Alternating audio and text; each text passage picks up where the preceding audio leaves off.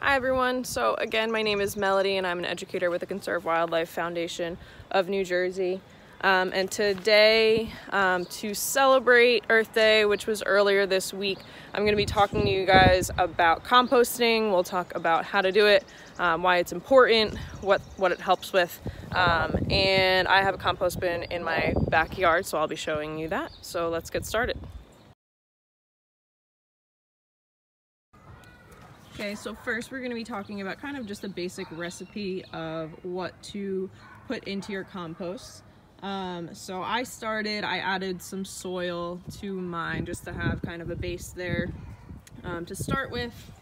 And the other thing that you can start with are things called greens and browns. So you can kind of see in here, there are those are broccoli and asparagus stems. I have some fresher ones out here that I'll be adding.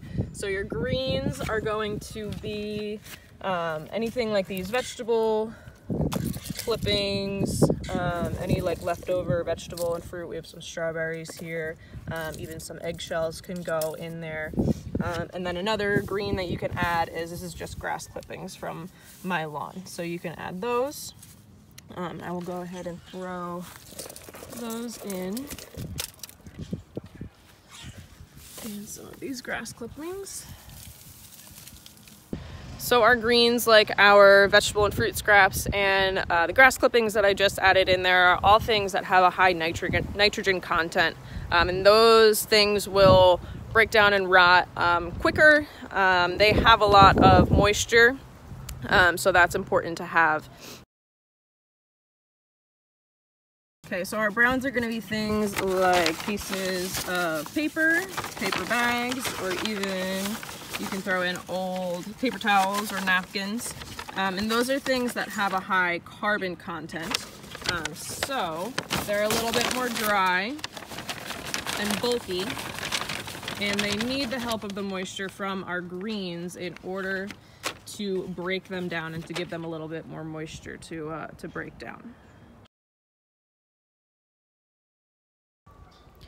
So the last two things that we need for our compost are going to be air and water. So you can add air just by basically turning over the contents of your compost at least once a week. You can use a shovel. I use a pitchfork for mine.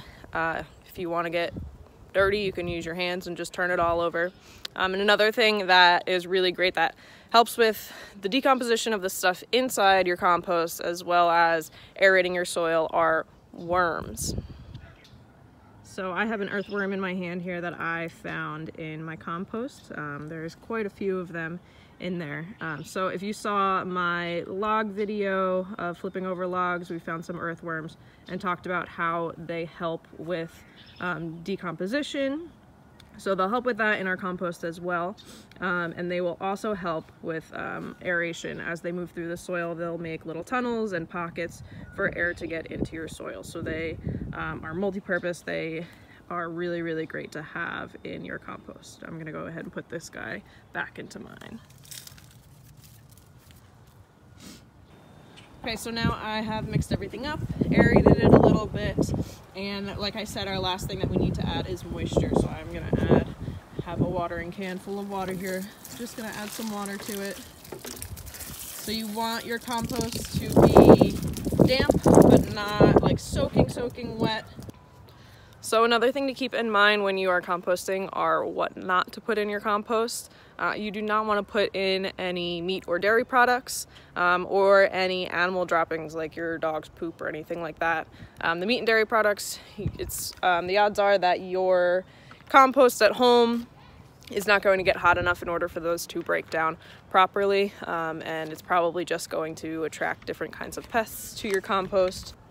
So, and the animal droppings like your dog's poop or anything like that are probably just going to could add different pathogens to your soil that you don't really want to pass on and use in a garden or anything like that. It's probably also just going to make your compost pretty stinky, so that's not something that we want.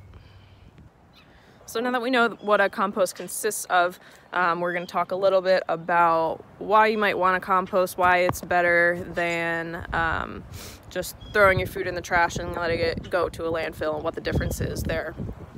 So when you throw your food scraps away that could potentially go into a compost and they end up going out and sitting in a landfill, they're sitting alongside things that don't really break down well, that won't help them break down. So it takes a really long time. The process takes a really long time for anything to break down in that landfill, and those end up sitting there for a really long time. Along with that, the landfills will release a really large amount of harmful greenhouse gases, one of them being methane. And so when we put our compost materials into a compost bin or a compost pile, it really helps with everything breaking down and returning to the soil. And it helps with reducing the amount of greenhouse gases being released. So the amount of greenhouse gases released from your compost are significantly less than those of a large landfill. So we're helping the earth that way. We're also getting a product out of this compost. So once everything's broken down and all of the nutrients in those things are brought back into the soil, you can then use that soil in flower beds or vegetable gardens or anything like that in order to plant other plants.